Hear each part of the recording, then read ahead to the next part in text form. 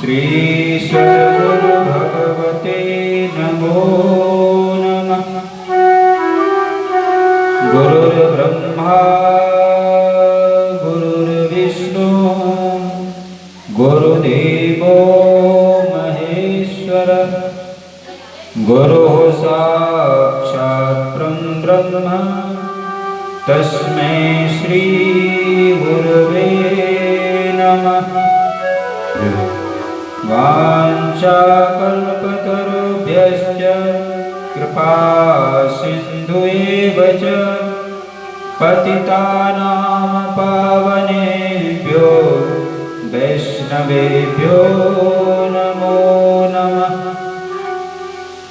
नारायणं नमस्कृत्य नरं चैव नरोत्तमं देवीं सरस्वतीं व्यासं ततो जयमुदीरयेत्। भक्तिभक्त भगवन्त गुरु चतुर्नाम बपुए तिनके पद किए नासहि विघ्नयने। जय जय श्री राधारमण जय जय नवल किशोर जय गोपी चित चोर प्रभु जय जय माखन चोर। अखिल ब्रह्मांड नायक परम मंगलमय परम करुणामय श्री राधा कृष्ण भगवान के चरण कमलों में कोट कोट वंदन। प्रत्यक्ष एवं अप्रत्यक्ष रूप से विराजमान संत महापुरुष, उपस्थित भक्तवृंद, भक्तिमती माताओं पर सबको जय श्री कृष्ण। बड़े ही सौभाग्य से भगवान की लीला कथा सुनने का अवसर जीव को प्राप्त होता है। हम लोगों का परम सौभाग्य है कि हम लोग भगवान की लीला कथा का आस्वादन कर रहे हैं। आज सप्तम दिवस है। आइए भगवान की कथा में प्रवेश करने से पहले कुछ क्षण भगवान नाम उच्चारण करते हैं। हरे राम हरे राम हरे राम राम राम हरे हरे हरे राम हरे राम राम राम हरे हरे।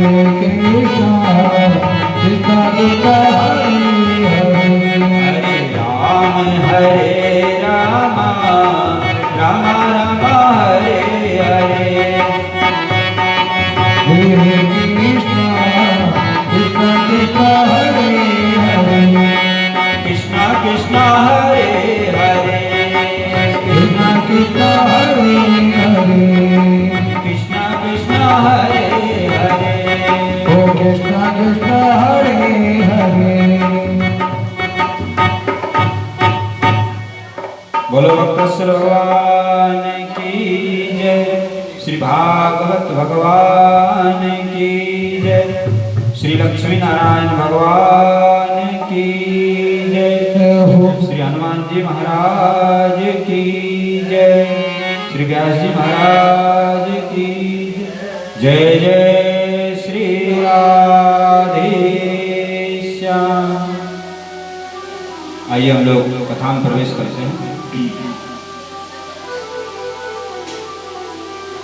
अत्यंत धूमधाम से द्वारकापुरी में भगवान द्वारकाधीश और महारानी रुक्मिणी का विवाह संपन्न हुआ। बहुत ही पूरे द्वारकापुरी को सजाया गया था और सभी नर नारी जो है बड़ी धूमधाम से विवाह उत्सव मनाया, क्योंकि साक्षात महालक्ष्मी द्वारका में पधारी। स्वर्ण सिंहासन पर रुक्मिणी जी के साथ भगवान श्री कृष्ण विराजमान। सभी द्वारकावासी जुगल सरकार के दर्शन करके बड़े आनंद में। तो ये जो लक्ष्मी जी हैं, लक्ष्मी जी उपभोग के लिए नहीं, ये उपयोग के लिए, और इसी शरीर से भक्ति भी होता है। इसलिए शरीर को थोड़ा सुख देना चाहिए। सुख मतलब शरीर की संभाल करना। जितनी शरीर को आवश्यकता हो उतना इनको भोजन दें, उतना वस्त्र दें और उतना ही सब सुविधा दें। अधिक सुविधा देंगे तो शरीर रोगी हो जाएगा। तो लक्ष्मी की जो अपना समझता है तो लक्ष्मी जी उसको गड्ढे में फेंक देगी, क्योंकि लक्ष्मी तो नारायण की है, वो दूसरे नहीं हो सकता। लक्ष्मी जी के पति तो केवल भगवान नारायण है। इसलिए लक्ष्मी जी को भगवान की चरणों की दासी समझ, भगवान के चरणों में अर्पित करें, तब तो लक्ष्मी जी प्रसन्न रहती है। और यदि लक्ष्मी जी को आपने अपना मान लिया तो आपको अहंकार आ जाएगा। फिर अहंकार में आकर के आप जो काम नहीं करने योग्य है उन कामों को करेंगे, इससे आपका विवेक नष्ट हो जाएगा। तो लक्ष्मी जी का उपयोग विवेक से करना है। जो विवेक से करते हैं उसको लक्ष्मी जी सब तरह का सुख संपन्नता प्रदान करती हैं और अंत में भगवान नारायण की जो वैकुंठ धाम उसको प्राप्त करता है। लक्ष्मी जी जगत जननी, सभी जीव उनके पुत्र हैं। जैसे पुत्र माँ का सत्कार करते हैं, माँ का भाव रखते हैं, इसी तरह से लक्ष्मी जी में यदि एक माँ का भाव रखें तब तो लक्ष्मी जी आपके लिए अनुकूल रहेंगे। तो धन को धर्म की मर्यादा में रखना। जीवन में धन की जरूरत तो है, आवश्यक है, क्योंकि बिना धन के कोई काम नहीं होता है। लेकिन जब धन प्रधान हो जाता है तब जीवन बिगड़ जाता है। तो हमारे यहाँ ऋषि मुनियों ने धन को साधन माना, साथ नहीं माना। क्यों? जो धन है मरने के बाद साथ नहीं जाता, वो तो यहीं रह जाता है। जो धर्म है वही मरने के बाद साथ रहता है। तो धर्म के अंतर्गत धन चले तब तो लाभ है। यदि केवल धन को प्रदान दे रहे हैं, रात दिन केवल धन कमाने में लगे रहें और उसको खर्च करने में लगे रहें, तो समझ लो आदमी फिर अंधा हो जाता है। लक्ष्मी भी दो प्रकार की हैं, एक तो नारायण की दासी लक्ष्मी है और दूसरी जो लक्ष्मी है जो बिना नारायण की और लक्ष्मी, उनकी सवारी है उल्लू। और उल्लू को महाराज दिन में नहीं दिखता, रात में दिखते। तो जो बिना नारायण की लक्ष्मी यानी जो बिना भक्ति की लक्ष्मी है, जिस धन का उपयोग धर्म में, भक्ति में, दान पुण्य में नहीं किया जाता, तो वो लक्ष्मी जी क्या करती हैं? आदमी को अंधा बना देती है। फिर अहंकार में आकर के दूसरों को सताते हैं, दूसरों को परेशान करते हैं, दूसरों को कष्ट देते हैं और भी जुआ, शराब, व्यभिचार, अनेक दुष्कर्म करते हैं। इसलिए यदि आप चाहते हैं कि हमारे घर में महालक्ष्मी कृपा बनी रहे तो भगवान की भक्ति जरूर करें। बिना भगवान की भक्ति के लक्ष्मी जी शांति आपको नहीं देगी। तो लक्ष्मी जी की शोभा नारायण से। श्री सुखदेव जी महाराज कहते हैं कि राजन, इस शरीर से भगवान की भक्ति होती है, इसलिए शरीर को संभालें जरूर, लेकिन शरीर में बहुत अधिक सुविधा नहीं है। सादा भोजन कर। हम लोग क्या करते हैं, खूब मिर्च मसाले और वैसी भोजन करते हैं और पेट को भी खराब कर लेते हैं। पैसा तो खर्च होता ही है, पेट भी खराब हो जाता है। पेट में गैस बनने लगता है, कब्ज होने लगता है, अनेक प्रकार के रोग उत्पन्न हो जाते हैं। तो जो आनंद सादा भोजन करने में, वो अच्छे अच्छे भोजन करने में, जो आनंद साधारण वस्त्र पहनने में है, वो अच्छे अच्छे वस्त्रों में पहनने में। एक तो धन का दुरुपयोग, दूसरा स्वास्थ्य की हानि। तो धन का सदुपयोग करना चाहिए। किस काम में करें? मान के चलो भगवान ने आपको संपत्ति दी है, खूब है संपत्ति, कमाने को मना नहीं करते, कमाए, लेकिन उसका सदुपयोग करें। सदुपयोग क्या है? अच्छे काम का, सत्कर्मों, गौदान है, गौ सेवा है, संत सेवा है, ब्राह्मण सेवा है, दीन दुखियों की सेवा है, परोपकार का काम है। इन कामों में धन का उपयोग करो। अपने लिए थोड़ा खर्च करो, दूसरों के लिए ज़्यादा, फिर रिटर्न भी मिलेगा। ऐसा कहा गया है कि आप 1 रुपया दान करेंगे तो आपको 1000 गुना मिलेगा, ऐसा विधान है। तो भगवान आपको संपत्ति दे तो उसको अच्छे काम में लगाओ। अब भगवान के शेष विभाग का वर्णन करते हैं, क्योंकि भगवान का 16,108 रानियां। एक सत्राजित नाम के राजा थे और उनके पास सेमंतक मणि थी, जो प्रतिदिन 8 भार सोना देने वाली। तो कुछ जनमनुष्यों ने कहा कि भाई तुम इस मणि को रख के क्या करोगे? इस मणि को भगवान कृष्ण को दे दो तो प्रजा के हित में धन लगेगा। लेकिन सत्राजित ने कहा नहीं नहीं, मैं क्यों दूंगा, मैं स्वयं पूजा करता हूँ तो मैं स्वयं भी दान कर सकता हूँ। तो नहीं दिया। उसका एक छोटा भाई था प्रसेनजीत। एक दिन उसने उसको पहन लिया और जंगल में चला गया शिकार खेलने। तो वहां पर एक सिंह ने उसको मार दिया और मणि सिंह ने ले लिया। जैसे सिंह आगे बढ़ा तो वहां पर जामवंत, जो जामवंत मंत्री अति बूढ़ा, जो त्रेता युग के जामवंत हैं, वही जामवंत यहाँ पर। जामवंत ने सिंह के साथ लड़ाई की, सिंह को मार दिया और मणि को ले लिया। और जामवंत की बेटी का नाम है जामवंत, उसको दे दिया खेलने के लिए। अब इधर प्रसेनजीत नहीं लौटा तो सत्राजित ने हल्ला कर दिया कि जो है श्री कृष्ण ने मेरे भाई को मार दिया और सेमंतक मणि ले लिया। इसमें लोग कथा बताते हैं कि जो भाद्र कृष्णा चतुर्थी यानी चौथ जिसको बोलते हैं, उस दिन यदि कोई चंद्रमा को देख ले तो कलंक लग जाता है। तो भगवान कृष्ण को देख लिया, उनको तो लीला है, फिर उसका निवारण कैसे हुआ उसका भी आगे लगे। तो पूरा प्रजा में हल्ला हो गया, अफवाह फैल गया। देखो बहुत सी बातें ऐसी होती है कि सही नहीं होती। एक बात आप लोगों को बता देना, पसंद चल रहा है। आंख का देखा हुआ और कान का सुना हुआ, ये जरूरी है कि पूरा सत्य ही हो। ऐसा हमने आंख से देख लिया और कान से सुन लिया, लेकिन जरूरी नहीं कि पूरा सत्य होगा, झूठ भी हो सकता है। तो आंख के देखे और कान के सुने बहुत जल्दी विश्वास नहीं कर लेना चाहिए एक बात। और ऐसा ही करते हैं लोग कि जो आंख से देखा, से सुन लिया, उसी बात पर विश्वास करें, फिर उसी बात को एक से दूसरे तीसरे चौथे अफवाह फैला देते हैं।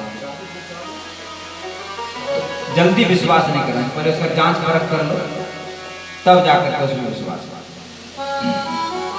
अधिकतर ऐसा ही होता है। अब जैसे कल की बात है, हम गौ सेवा की महिमा बता रहे थे और एक माता जी को भाव आ गया, बेचारी अपना अचला पसार को पैसा इकट्ठा करने लगी। हमको पता भी नहीं क्या हो रहा है, तो ला के रख दिया। लेकिन ये काम हमसे लोग तो सोचते हैं बाबा नहीं कहा होगा, लेकिन हम नहीं करते। हम तो संकेत कर देते हैं गौ सेवा की बात, देखो दान पात्र भी रखा होगा। इस तरह झोली फैलाने का आवश्यकता नहीं है, झोली तो अपने आप से फैला हुआ है। जो देने वाले स्वतः ही दे रहे हैं, तो बार बार उनसे क्यों कहा जाए। बुद्धिमान के लिए इशारा ही बहुत होता है। देखो अब प्रसंग आगे तो कहना पड़ रहा है, ये सब बात कहनी नहीं चाहिए, लेकिन प्रसंग चल रहा है तो कहना पड़ेगा। आगे कहेंगे, अभी प्रसंग में चलते हैं। तो ये प्रसंग चल रहा था कि भगवान कृष्ण का अफवाह फैल गया द्वारकापुरी में कि भगवान कृष्ण ने ही सेवंतक मणि चुरा लिया। अब भगवान ने सोचा ये तो बिना दोष के दोषी ठहराया जा रहा है, इसका निराकरण करना चाहिए। तो भगवान श्री कृष्ण सैनिकों को साथ लेकर के वन में गए खोजते खोजते, तो वहां देखा कि प्रसेनजीत मरा पड़ा था और आगे एक सिंह मरा है और उसके आगे गुफा है, गुफा में एक रीछ का पैर है, अंदर जा रहा है। तो भगवान कृष्ण ने कहा कि 15 दिन तक आप लोग इंतजार करें, यदि 15 दिन के भीतर हम लौट आवे तो समझो कि ठीक है, नहीं लौटे तो आप लोग लौट के द्वारकापुरी चले जाए। अब जो 15 दिन जैसे अंदर गए तो जामवंत ने देखा कि कौन आ गया, तो जामवंत भिड़ गए भगवान श्री कृष्ण। ऐसा क्यों हुआ? रामावतार में जब राम रावण का युद्ध समाप्त हो गया तो ऋक्षराज जामवंत ने प्रभु से कहा, भगवान राम से, कि इस युद्ध में मुझको लड़ाई का अवसर नहीं मिला तो हमारे हाथ में खुदार चल गया, तो मेरा इच्छा है कि मैं आपसे लड़ूं। भगवान बोले देखो हम मर्यादा पुरुषोत्तम है, इस अवतार में ये काम नहीं होगा, स्वामी सेवक की लड़ाई नहीं होगी। यदि ऐसा चाहते ही हो अगले जन्म में जब हम कृष्णा अवतार लेंगे तब हमारी तुम्हारी लड़ाई होगी। तो वही जामवंत जी। तो 15 दिन तक लोगों ने देखा, लेकिन भगवान उसमें धूल और वो सब खूब धुआंधार आवाज मुक्का का चल रहा था, लौट के नहीं आए जब द्वारका वाले लौट। इधर रुक्मिणी महारानी बड़ी चिंता हुआ कि प्रभु नहीं आए, तो उन्होंने गणेश जी को उपासना, उसको गणेश चतुर्थी हम लोग बोलते हैं, गणेश जी की उपासना करें रुक्मिणी महारानी कि हमारे स्वामी को जल्दी आ जाए, शीघ्र लौट कर। अब 27 दिन और 27 रात घमासान युद्ध हुआ है, कभी मुक्का मारते हैं कभी लात मारते हैं, ऐसी युद्ध चला है दोनों का। 27 दिनों के बाद जामवंत पस्त हो गया, और पस्त हो गया जब प्रभु का स्वरूप उनको ध्यान आया, अरे तो भगवान है, चरणों में गिर पड़े, महाराज क्षमा करें मैं आपको पहचान गया। तो भगवान बोले क्षमा कोई आवश्यकता नहीं, आपने जो वरदान मांगा था उसी को पूरा किया। तो सेवंतक मणि वहीं पर था। तो जामवंत ने कहा देखिए एक काम करिए, सेवंतक मणि ले जाओ, साथ में हमारी जो लड़की है जामवंती, इसको देखो स्वामी सेवक का तो संबंध तो उस समय था, अब नया संबंध जोड़ते हैं, तो आप हमारे दामाद बना। तो जामवंती को दे दिया, साथ में मणि दहेज में। इस तरह से फिर द्वारकापुरी आए, यहाँ पर धूमधाम से विवाह हुआ। तो दूसरी रानी का नाम है जामवंती। अब सत्राजित को वो दे दिया जाकर के मणि। सत्राजित बड़े जो है शर्म का अनुभव किया कि हमने बेमतलब जो भगवान को आरोप लगा दिया, तो दुखी हुए, क्षमा मांगे भगवान से।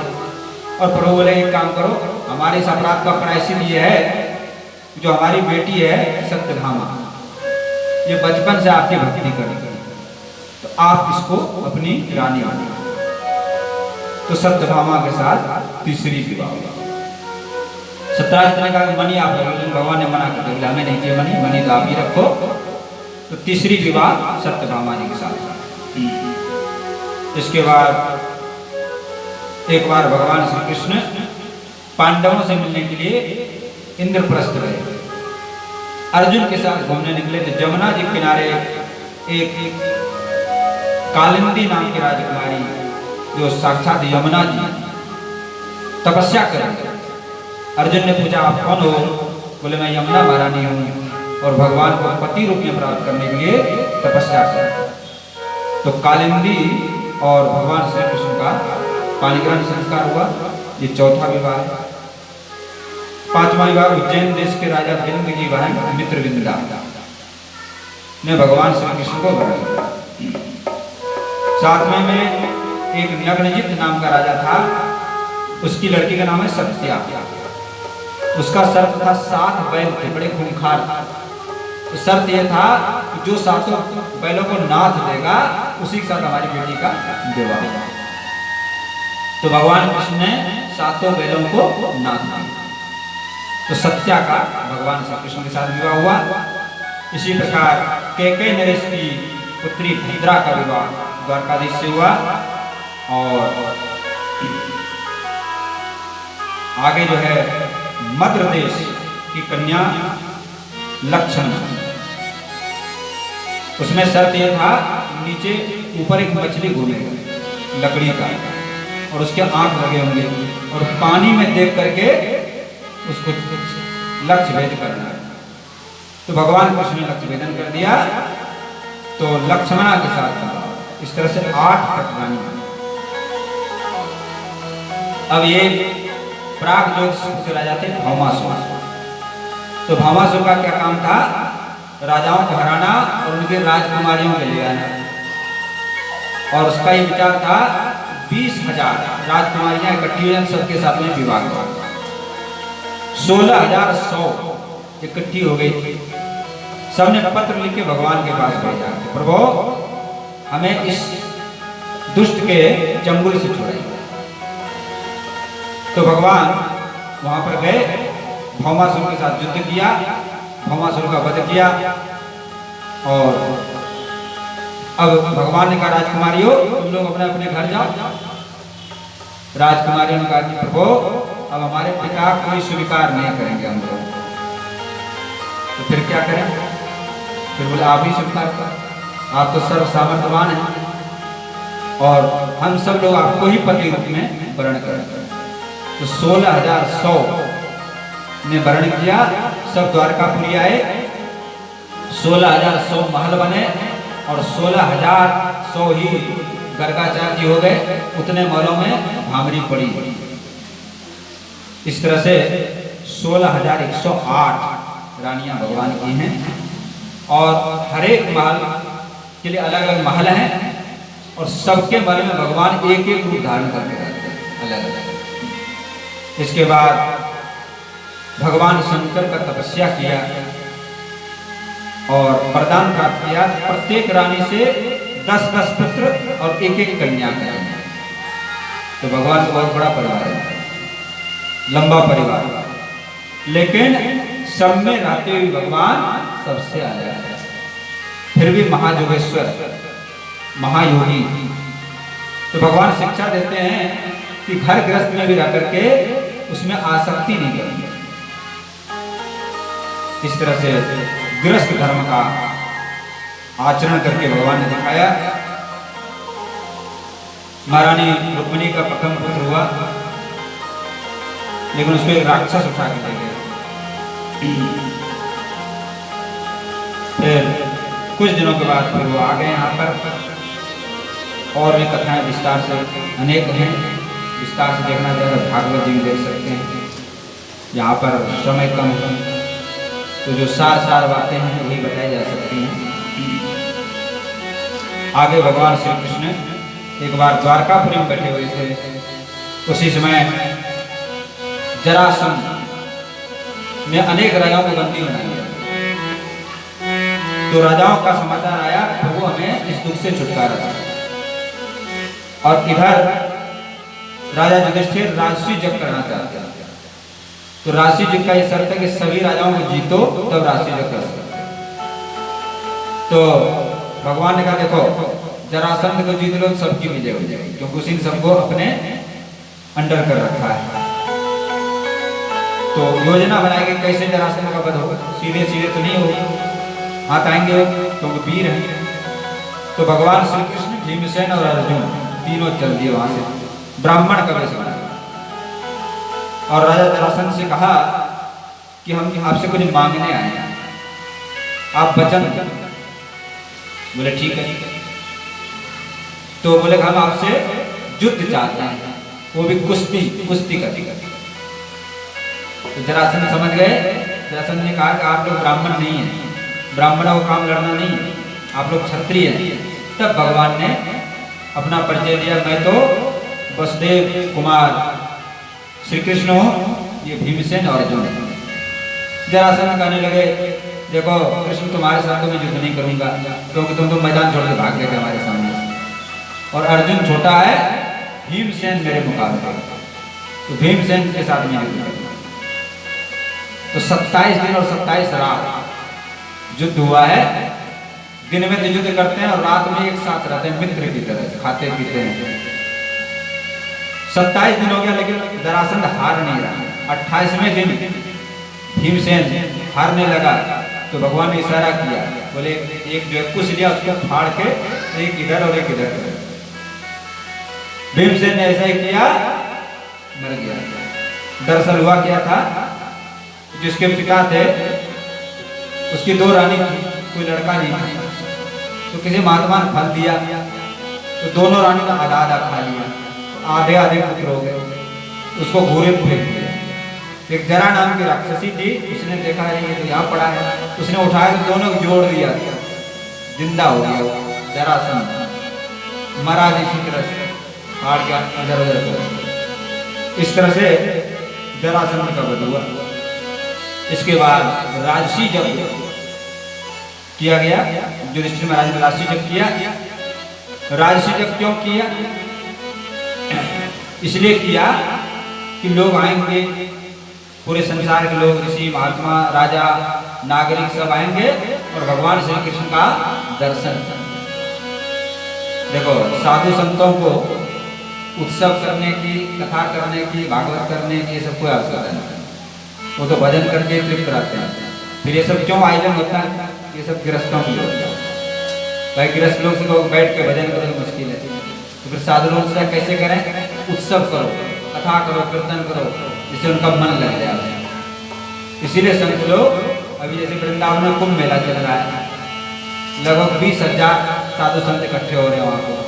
जगह जगह पंडाल लग रहे हैं, कहीं रासलीला हो रही है, कहीं कथा हो रही है, कहीं कीर्तन हो रही है, कहीं भागवत, कहीं रामायण का पाठ, ये चल रहा है और उसमें जनता दर्शन करने जा रहे हैं। तो संत लोग जो भी करते हैं जनता के, लोगों का कल्याण हो, लोगों का हित हो, इसलिए संतों का हर एक क्रिया परमार्थ के लिए होता है। इस तरह से राजसी जग होने लगा। तो राजसी जग में ये उसकी भी कई कथाएं हैं। सबसे पहले तो यह है कि प्रथम पूजा किसकी होनी चाहिए? सबने कहा भगवान कृष्ण की प्रथम पूजा होनी चाहिए। लेकिन एक शिशुपाल था, वो बड़ा दुष्ट था, उसने कहा नहीं नहीं, इस ग्वाले का पूजन करवाओ। इतने बड़े बड़े यहाँ पर ऋषि मुनि महात्मा वीर बैठे हुए हैं और सबको छोड़ के ग्वाले का पूजा करवा रहे। तो भीमसेन क्रोधित हो गए, हमारे भगवान कैसे कह रहे हैं? भगवान ने रोक दिया। उसकी माँ से कहा था कि 100 अपराध क्षमा करें। बुआ थे, भगवान कृष्ण के बुआ का लड़का है। तो भगवान कुंडली पे गिरने लगे, वो गाली बकने लगा। 100 तक हुआ, पूरा 101 हुआ, चक्र से उनका मस्तक काट दिया। उसके शरीर में से तेज निकला, भगवान ने संभाला। वो जय नाम का जो भगवान का द्वारपाल था वही था। पहले जन्म में हिरण्यकशिपु, दूसरे जन्म में रावण, तीसरे जन्म में शिशुपाल, उनका उद्धार हुआ। इसके बाद यज्ञ पूरा जो है सब विधि विधान से हो रहा था, लेकिन कोई कहते हैं शंख बजना, तो कहते हैं घंटा बजना, तो घंटा नहीं बज रहा था। तो सबने भगवान कृष्ण से कहा कि बड़े बड़े ऋषि महात्मा संत यहाँ पर आ रहे हैं, घंटा क्यों नहीं बज रहा? बोले सब तो आ रहे हैं, एक भक्त तुम्हारे नगर में रहते हैं, वो नहीं आ पाए, यदि वो आ जाए तो घंटा बजा। लेकिन वो जाति का स्वपथ यानी चंडाल और जूता होता काटता है काम का, यदि वो आ जाए तो घंटा बज सकता है। तो भीमसेन को भेजा। तो भीमसेन को थोड़ा बल का अहंकार था, उसने जाकर चलो महाराज युधिष्ठिर बुला रहे हैं। तो भक्त ने कहा पहले इसके अहंकार को खत्म कर दिया जाए। एक कठौता था जिसमें पानी था लकड़ी का, बोले भाई चलेंगे शहर के लिए, कठौता थोड़ा ले आओ मेरे पास, थोड़ा हाथ धो लें फिर चलेंगे।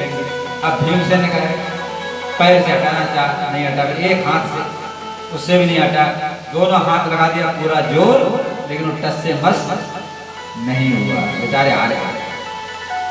तो भीमसेन का जो अहंकार था दूर हो गया। भक्त के सामने, संत के सामने कभी अहंकार लेके नहीं जाना।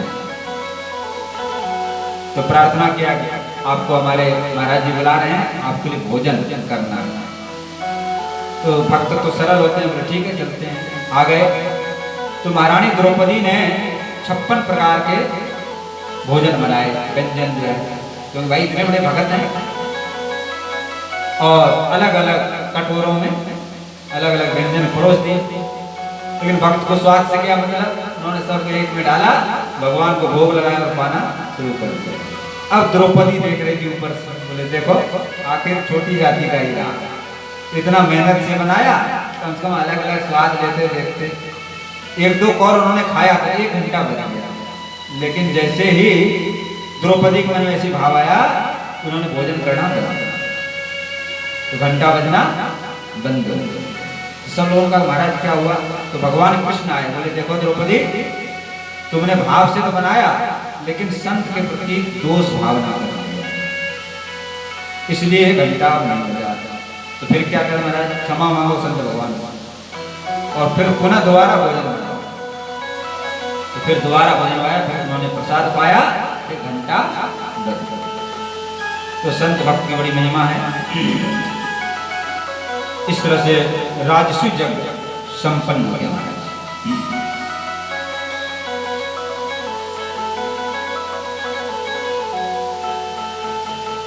इधर ब्रजवासियों की बड़ी महिमा है। हम लोग को हमारी कथा में विशेषता है कि हम गोवर्धन वासी तो घूम फिर के हमको ब्रज में ही आना पड़ता है, तो फिर हम ब्रज में ही चल रहे हैं। द्वारकाधीश भगवान बड़े दुखी हो जाते हैं, ब्रज की बड़ी याद आती है और कहती है, रोने लगते हैं प्रभु वहां की याद करते हैं। तो और इधर ब्रजवासी भगवान को याद करते हैं। ब्रजवासी भगवान रुक्मिणी से कहते हैं, रुक्मिणी ब्रज की याद बहुत याद से करता, रुक्मिणी मोहि ब्रज विसरत। अरे रुक्मिणी, ये ब्रज हमको भूलता ही नहीं। वो जमुना जी के किनारे ग्वाल वालों के साथ खेलना, कदम की छाया में बैठना, बंसी बजाना, और जब सब मिलकर के एक साथ खाते थे ग्वाल वाल, क्या आनंद आता। और गोपियों के साथ माखन चोरी करते थे, अनेक तरह की लीला होती थी, रास करते थे, कितना आनंद आता था। यहाँ तो महल की कोठरी में बंद रहते हैं। जो प्रेम ब्रजवासियों ने दिया वो कोई दे नहीं सकता। तो रुक्मिणी का महाराज ऐसी क्या है उन लोगों में, गांव की ग्वाले, न पढ़ी न लिखी, न कोई सुंदरता, और आप हम लोग 16,108 रानियां राजकुमारियां हैं, हमारे इनका सुंदरता नहीं है, गुण नहीं है, क्या नहीं है। भगवान ने कहा इसे इनके समझ में नहीं आएगा। तो भगवान ने एक लीला रची। क्या लीला रची, भगवान के पेट में बड़ी जोर से दर्द हो गया, असर पीड़ा हो गई, कभी करवट इधर करवट ले, कभी उधर करवट ले। अब तो सब द्वारकावासी सब लोग दुखी हो गए, सब लोग आए, सभी महारानी आ गई, सब लोग आ गए कि प्रभु क्या हो गया, क्या हो गया। तो बड़े बड़े वैद्य बुलाए गए, नाड़ी देखी, नब्ज देखी, सब देखा, दवाई दी, औषधि दी, लेकिन कोई लाभ नहीं हुआ। और नारद भगवान की लीला में सहायक करते हैं, सहयोग कहते हैं नारद। नारद जी भी आ गए। नारद जी का प्रभु क्या लीला हो रही है, बोले लीला तो हो रही है, लेकिन इस लीला में आपको सहयोग करना है। बोले बताओ महाराज, आज्ञा करो। बोले इस पीड़ा का रोग का एक दवा है। बोले क्या दवा है महाराज, कोई भक्त अपने चरण का धूल दे दे और उसको मैं अपने पूरे शरीर पे लगाऊं, तब ये दर्द पीड़ा समाप्त हो। अब गए वसुदेव जी के पास गए, आप तो वसुदेव जी के माता पिता हैं, आप दे दो अपने चरण का धूल। बोले नहीं भैया, ये तो भगवान है, क्या मैं नरक में जाना है। रानियों से कहा, सबसे कहा, लेकिन कोई तैयार नहीं। भगवान को अपना चरण का धूल कैसे दे देंगे। और भी तमाम घूमे भक्तों के पास, कोई तैयार नहीं हुए। नारद जी घूम घाम के चले आए। तो भगवान ने कहा, नारद जी आप क्या ब्रज में गए। बोले नहीं प्रभु, ब्रज में तो नहीं गए। बोले ब्रज में जाओ। तो ब्रज में आए सभी गोपियां राधा रानी के पास बैठी थी, भगवान कृष्ण की चर्चा कर रही थी, लीला का गुणगान कर रही थी। नारद जी के सामने प्रणाम किया। आइए देव ऋषि, कहाँ से पधारे? द्वारकापुरी साहब। द्वारकापुरी प्रभु हमारे कृष्ण कन्हैया कैसे हैं, कुशल तो हैं, उनका कुशल मंगल सुनाओ। नारद जी कहने लगे क्या कुशलता सुनाऊं, भगवान के पेट में बड़ी जोर से दर्द है। सभी गोपियां मुरझा गई भगवान के दुख को सुनकर, क्योंकि ब्रजवासियों के प्राण भगवान कृष्ण कन्हैया। बोले क्या कोई औषधि नहीं है, कोई दवा नहीं है? बोले दवा है तो सही, लेकिन मिल नहीं रहा। बोले क्या दवा है बताओ? कोई भक्त जो है अपने चरणों का धूल। सभी गोपियों ने कहा प्रसंग पूरा करो। सभी गोपियों ने कहा ये कौन सी बड़ी बात, नारद जी ले जाओ। सब गोपियों पैर घिसने लगे। ये और राधा रानी के चरणों का धूल। तो सबसे पहले तो नारद ने नहाया पूरे शरीर, और उसके बाद एक पोटली बांधी और ले जाके भगवान को दिया। भगवान ने पूरे शरीर में मन बना। तो बड़ी धूल की महिमा है। राधे तेरे चरणों की पग धूल जो मिल जाए, सच कहता हूँ राधे तकदीर बदल जाए। सच कहता हूँ राधे तकदीर बदल जाए।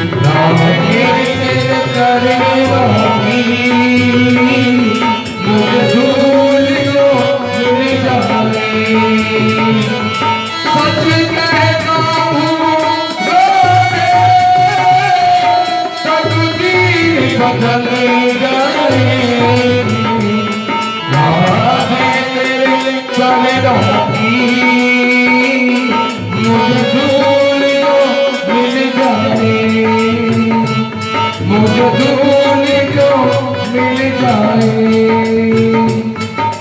धूल जो मिल जाए।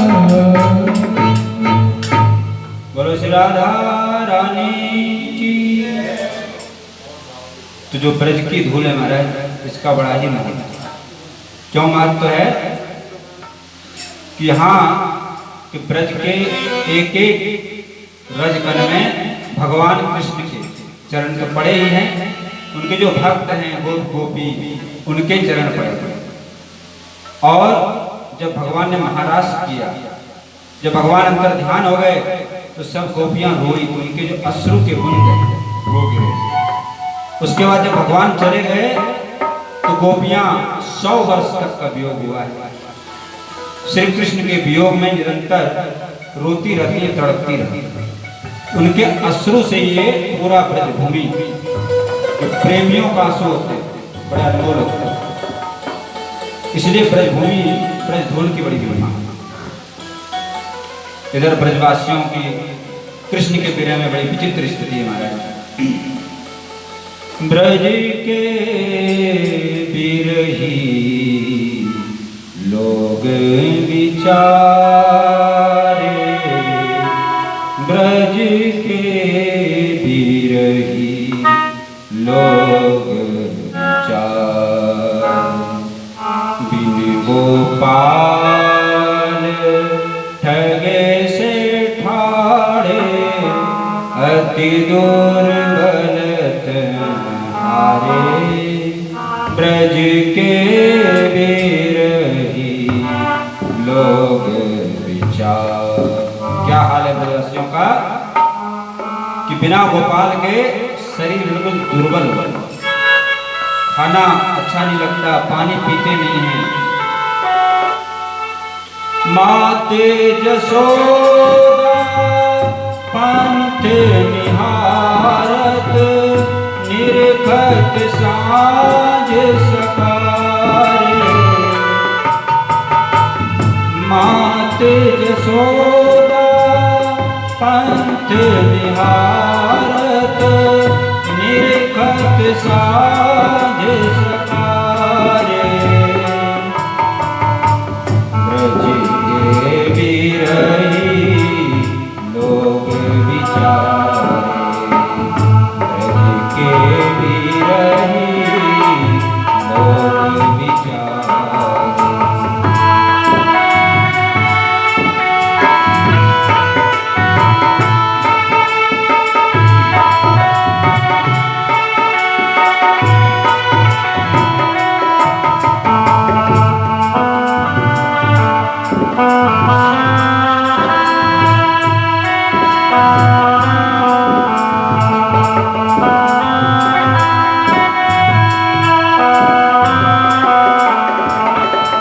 जो कोई कान्हे कहीं बोलत, जो कोई कान्हे कहीं बोलत, अखियन बहत पनारे, अखियन बहत पनारे, ब्रज के बिरही लोग विचारे, ब्रज के बिरही लोग विचारे।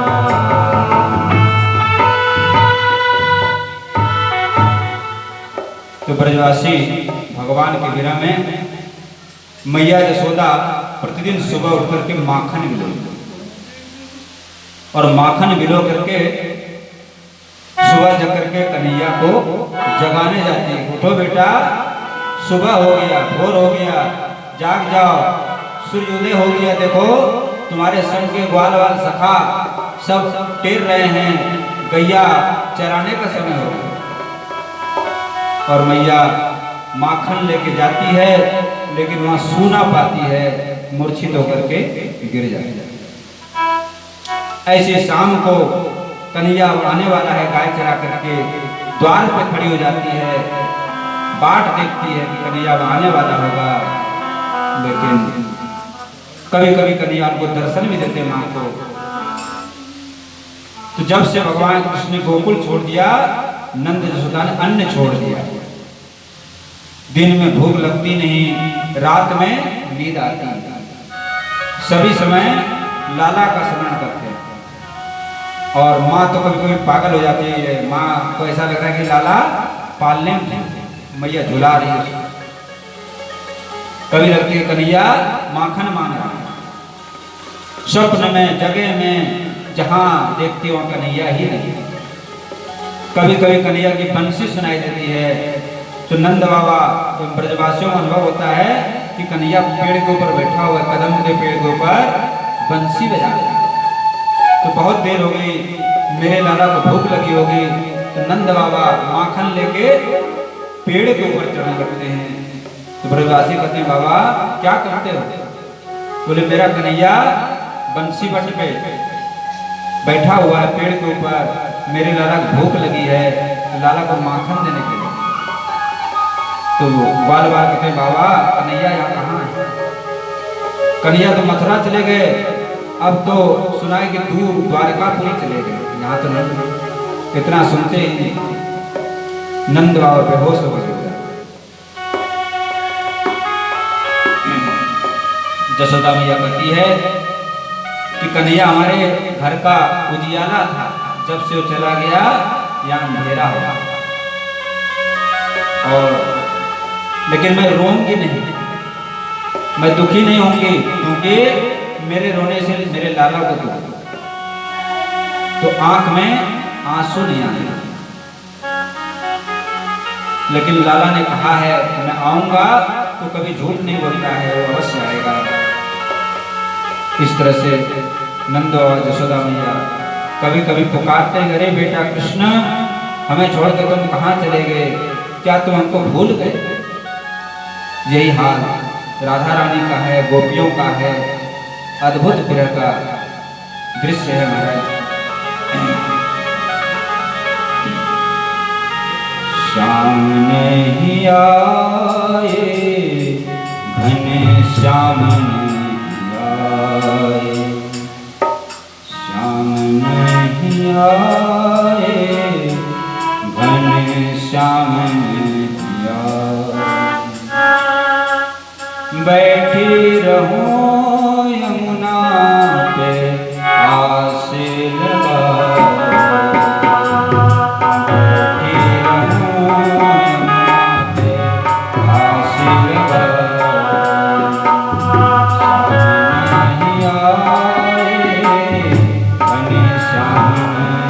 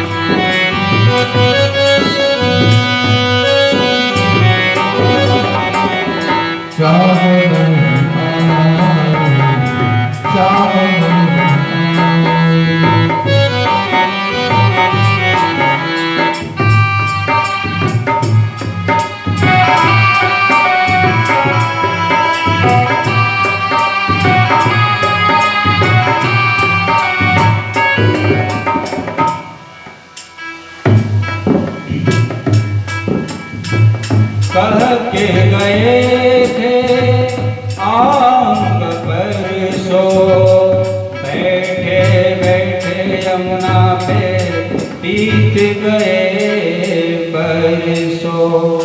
करके गए थे आंग कर सो, बैठे बैठे यमुना पे बीत गए बरसों।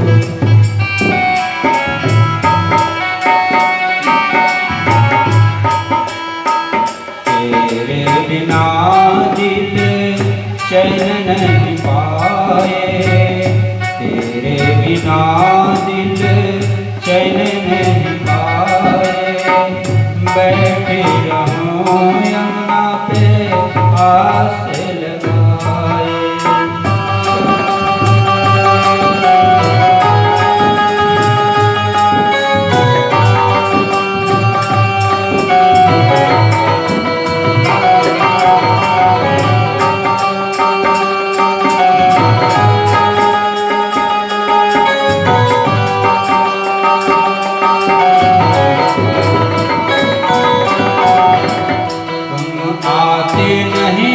मन मोहन क्यों इतना हमको ठुकराते हो क्यों?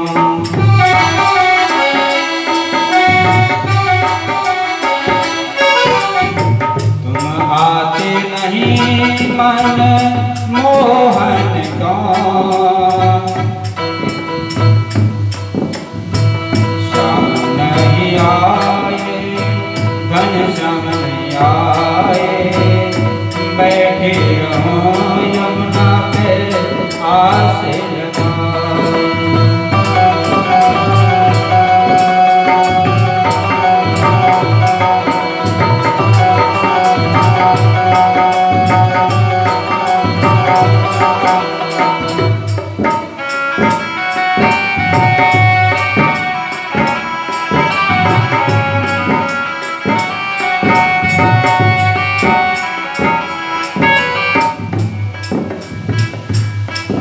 बोलो कृष्ण कन्हैया। तो गोपियों की बड़ी विचित्र स्थिति है, घनश्याम के बिना, श्याम के बिना जो है। कभी कभी नंद बाबा व्याकुल हो जाते हैं, कहते हैं कि मैंने सुना था कि जब भगवान राम वन में जाने लगे तो उनके वियोग में राजा दशरथ ने प्राण त्याग दिया राम जी के वियोग, लेकिन मेरे प्राण नहीं निकले, मेरे प्राण इतने कठोर हो गए। और जसोदा मैया नंद बाबा को सुनाती है कि आप जो है लाला को गाय चराने क्यों भेजते हैं, इतने ग्वाला है। और देखो थोड़े माखन के पीछे मैंने उसको नाच नाचा, एक बार तो उखल में बांध, इसलिए हमसे नाराज है। नंद बाबा कहने लगे नहीं, जसोदा रानी वो तो प्रेम, बड़े प्रेमी थे कन्हैया जो है, और गायों से बड़ा प्रेम था उसका। मैं बार बार कहता था कि बेटा सब ग्वाल वाल हैं वो चरा लेंगे, लेकिन वो तो कहता था नहीं मैं तो स्वयं ही गाय चराऊंगा। तो गायों में बड़ा प्रेम था और गायों के उनके साथ में आनंद आता। इतना वियोग हो गया कि एक दिन नंद यशोदा मैया मन में आया इस शरीर को ही त्याग किया। तो जमुना जी में कूदने जा रहे थे, उसी समय नारद जी आए। नारद जी बोले क्या कर रहे हैं आप लोग? बोले अब विरह सहन नहीं होता है, इस शरीर को त्याग दो। नारद जी बोले देखो शरीर तो त्याग दोगे, लेकिन यदि कन्हैया आया यहाँ पर और तुम लोगों को खोजेंगे बाबा भैया कहाँ गए, तो कन्हैया कितना दुख हो। तो नंद यशोदा मैया ने कहा भले हमको जीवन भर दुख उठाना पड़े, लेकिन कन्हैया को दुख नहीं होना, इसलिए हम अपने शरीर को धारण करें।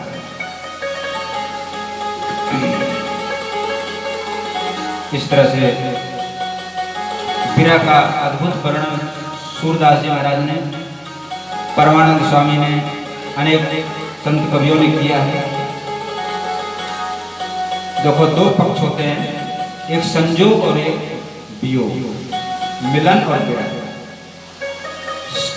लेकिन जितना आनंद विरह में है उतना संजोग में नहीं। संजोग में तो और भी उपकरण रहते हैं, संसार भी रहता है, लेकिन विरह में केवल प्रियतम रह जाता है, केवल कृष्ण ही रह जाता है और कुछ नहीं रहता।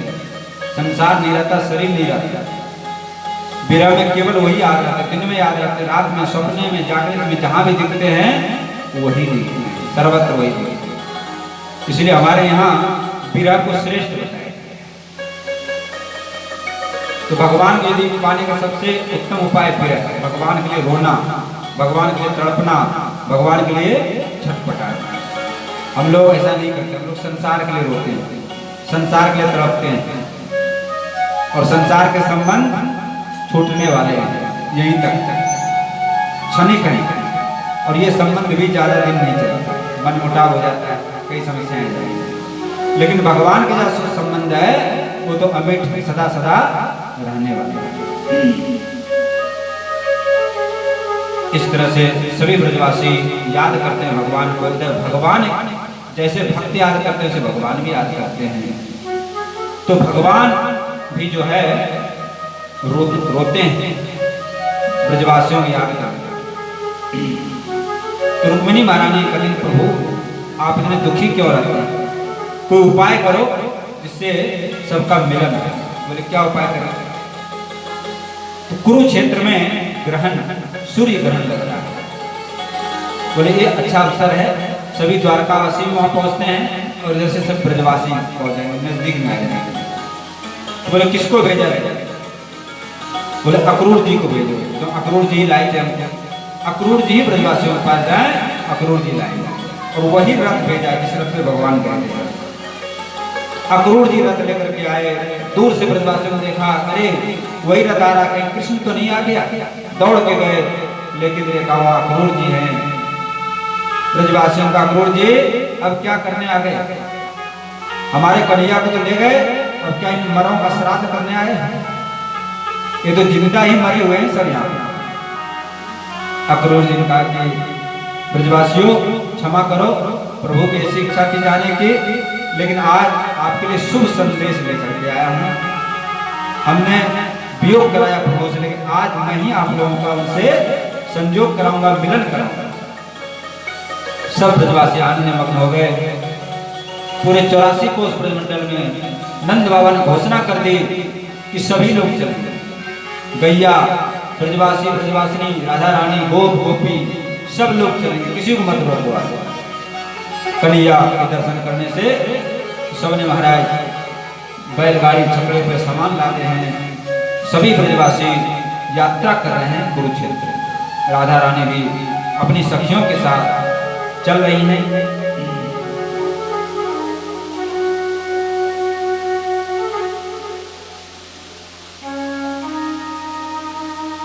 जैसे अक्रूर जी पहुंचे वहां पर प्रसंग रह गया बीच में, तो यशोदा मैया कौवा को कारीगरी, कौवा कौवा तुम आज बड़ी शकुन उच्चारण कर रहे हो, लगता है आज कन्हैया मिला, और यदि ऐसा हो गया तो कौवा तुम्हें मैं सोने की चोच मरवा, तुम्हें मिठाई खिलाऊंगी। ऐसा कही रहे कि अक्रूर जी ने आंगन में प्रवेश किया। देखते हैं यशोदा मैया कौवे को ऐसा कह रही है। मैया बिल्कुल दुर्बल हो गई है, आंख में आंसू है, नंद बाबा मूर्छित पड़े हुए हैं। अक्रूर जी ने श्री कृष्ण भगवान का संदेश नंद बाबा कान में कहा कि बाबा आपको कन्हैया बुला रहे हैं, चलो। नंद बाबा खड़े हो गए, पूरे ब्रजमंडल में घोषणा कर दी, सब लोग चलने के लिए तैयार हो गए। पहुंच गए कुरुक्षेत्र में, और कुरुक्षेत्र में द्वारकावासियों ने भरपूर स्वागत किया है ब्रजवासियों का। उनके लिए अलग शिविर लगा दिया, सबके ठहरने की उचित व्यवस्था की है, खाने का पीने का। वसुदेव जी, देवकी, नंद बाबा यशोदा मैया से मिले, रोहिणी महारानी मिली, सभी जदवंशी ब्रजवासियों से बड़े प्रेम से मिले हैं। लेकिन यशोदा मैया को चैन कहाँ है, निकल गई। अरे कन्हैया, अरे बलराम, कहाँ हो बेटा? दिखती तो है नहीं आंख से, पुकारती हुई जा रही है। शिविर में कृष्ण बलराम ने सुना है, निकल के आए, माँ के चरणों में गिर गए। माँ ने जो है गोद में उठा लिया, छाती से लगा दिया, बेटा तुम तो हमें भूल गए। माँ ने कृष्ण बलराम का, मैया हमारे अपराध को क्षमा करो, काम ही ऐसे पड़ गए, मैं तो भूलता नहीं कभी, आप तो हमारी माँ तो आप ही। इस तरह से यशोदा मैया से फिर नंद बाबा से जाके मिले हैं। इधर रुक्मिणी महारानी ने राधा रानी को बड़ा सत्कार किया, अपने निज महल निज जो शिविर लगा था उसमें राधा रानी को ठहराया है। सभी सखियों का स्वागत किया है। रुक्मिणी महारानी ने स्वयं अपने हाथ से राधा रानी की सेवा करती है और कहती कुछ भोजन कर लो, लेकिन राधा रानी कहती जब तक प्रभु का दर्शन नहीं होगा मैं अन्न जल ग्रहण नहीं करूंगी। तो भगवान के पास समाचार भेजा गया, भगवान आए हैं रुक्मिणी जी के महल में, राधा कृष्ण का मिलन। बोलो श्री राधा माधव भगवान की जय। देवताओं ने ऊपर से फूल की वर्षा की है। 100 वर्ष के बाद आज राधा कृष्ण का पुनः मिलन हुआ है। मिलन करके उसके बाद सूरदास जी महाराज ने बड़ा सुंदर पद कहा है। श्री राधा रुक्मिणी ऐसे भेटी, जैसे बहुत दिनन की बिछुड़ी, एक बाप की बेटी, एक स्वभाव एक ले दो हरि की प्यारी, एक प्राण मन एक दोहन को तन कर देखियत न्याय। निज मंदिर ले गई रुक्मिणी, पहुनाई विधि ठानी, सूरदास प्रभु तहाँ पगुधारे, जहाँ दो ठकुरानी। तो रुक्मिणी महारानी को बड़ी स्वागत अपने महल में ठहराए हैं। एक दिन की बात है, दूध गरम गरम दूध था, कल दूध पी लो, भगवान का प्रसाद। जैसे सुना कि भगवान का प्रसाद है, राधा रानी ने गरम गरम दूध पी लिया। उसके बाद रुक्मिणी जी भगवान श्री कृष्ण के चरण दबाने गई, तो भगवान श्री कृष्ण के पैरों में छाले पड़े।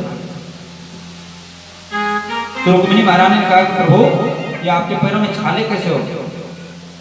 बोले रुक्मिणी तुम्हारे द्वारा एक भूल हो गई। बोले क्या महाराज? बोले तुमने राधा रानी को गरम गरम दूध पिला दिया और राधा रानी के हृदय मेरे चरणों का वास, हमेशा हमारे चरणों का ध्यान धरती है, तो वो जो गरम दूध मेरे चरणों में जाकर पड़ गया, उससे मेरे हृदय में फफूंदा। अब दिन प्रतिदिन वहां पर अब कोई चर्चा नहीं है। ब्रजवासी कृष्ण की बाल लीला का गुणगान करते हैं और सभी यादव यदुवंशी इसको बड़े प्रेम से सुनते हैं। कई महीने बीत गए, बड़े प्रेम से लोग मिल रहे हैं, जुड़ रहे हैं। उसी अवसर पर नारद जी ने एक खेल किया, क्रीड़ा किया, कौतुक किया। क्या? बोले देखो ये कुरुक्षेत्र का ग्रहण है, इसमें दान का बड़ा महत्व है। तो अपनी प्रिय से प्रिय वस्तु दान। सत्यभामा जी के पास बोले, सत्यभामा जी को बड़ा अभिमान था कि मैं भगवान की बड़ी प्यारी हूं। तो सत्यभामा जी के पास गए, नारद जी का देखो सत्यभामा तुम भगवान की बड़ी प्यारी हो, दुलारी हो, तो मैं तुम्हारे पास आया हूँ। बोले महाराज बताओ क्या क्या? बोले आज सूर्य ग्रहण है ना, आज मैं चाहता हूँ तुम दान करो। बोले महाराज ये बहुत बढ़िया बात बताया। तो अपनी प्रिय से प्रिय वस्तु दान करना, जो सबसे तुमको ज्यादा प्रिय। बोले महाराज कर देंगे। बोले पहले वचन दो। ठीक है महाराज वचन दो। तो सत्यभामा जी बताओ आपको सबसे प्रिय वस्तु क्या है? बोले हमारे जो प्रीतम स्वामी श्री कृष्ण है, इससे बढ़कर प्यारा कौन? बोले बस दे दो। वचन दे दिया।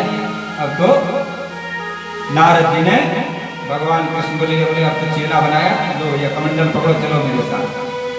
अब तो महाराज सभी दुखी हो गए। बोले भगवान तो हमारे प्राण है, जीवन है, इसके बिना कैसे रह सकते हैं? सत्यभामा जी ने कहा कि विनय आप यदि आप मान जाए, बोले कहो इनके बदले में कोई वस्तु यदि हो तो वो आप ले लो, इनको छोड़ दो, इनको दे दो। बोले ठीक है तराजू लाओ, तोलो। एक तराजू भगवान कृष्ण को बिठा दिया, दूसरे तराजू पे जितनी पहले सत्यभामा अपने सारे गहने आभूषण सब रख दिए, टस से मसनी। फिर जितनी रानियां थी सबने रख दी, पूरा जितने खजाने थे वहाँ सब रखे, लेकिन भगवान का पलड़ा हिला नहीं डुला। अब तो सब लोग हैरान हो गए, क्या करें। उसी समय श्री राधा रानी वहां पर आई हैं। उन्होंने तुलसी के पत्ते पर कृष्ण नाम लिखा और कृष्ण नाम लिख करके तराजू के पलड़े रख दिया। महाराज तत्काल भगवान पर, तो भगवान कृष्ण जो है, कृष्ण से भी बड़े भगवान का नाम कृष्ण, ये राधा रानी ने दिखाया जीवों के लिए। तो भगवान से बढ़कर के भगवान का नाम है। इसके बाद बहुत दिनों रहने पर फिर विदाई, बड़े मुश्किल से लोग वहां से विदा हो रहे हैं। ब्रजवासी लोग कठिनाई से भगवान को बार बार देखते हुए, दर्शन करते हुए ब्रज की ओर लौट रहे हैं। शरीर से तो आ रहे हैं, लेकिन मन को वहीं रखे हैं। मन तो भगवान श्री कृष्ण के ही पास है, केवल शरीर से ब्रजवासी लौटे हैं। ब्रज में जो है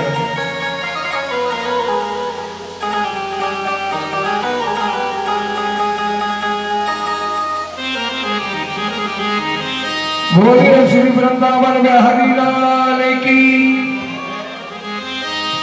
हरि रानी लागे रे महारानी लागे,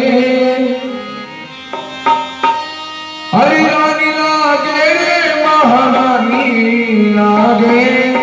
वो मीठे रस से भयोरी राधा रानी लागे महारानी लागे। माने करो मारो गंगा जीवन पानी लागे, मीठे रस से भयोरी राधा रानी लागे, राधा रानी लागे। घरो घरो लगना जीरो पानी लागे, मीठे रस से भयोरी राधा रानी लागे महारानी लागे। माने घरो घरो लगना जीरो पानी लागे, मीठे रानी राधा रानी लागे, राधा रानी लागे।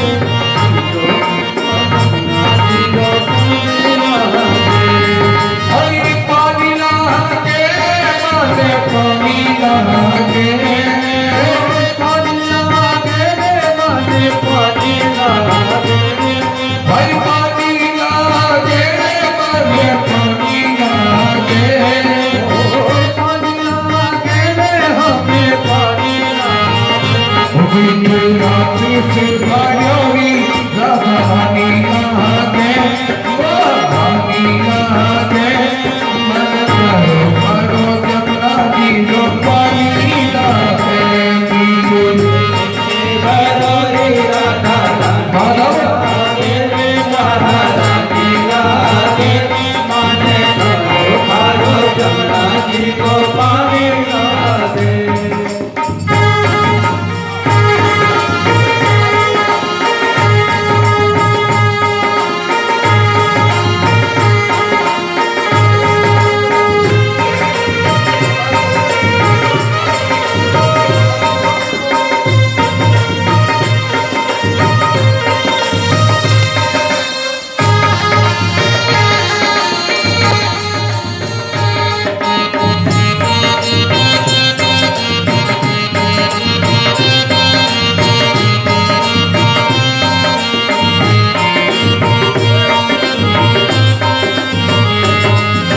जमुना जी तो कारी कारी राधा गोरी गोरी, राधा गोरी गोरी, राधा गोरी गोरी।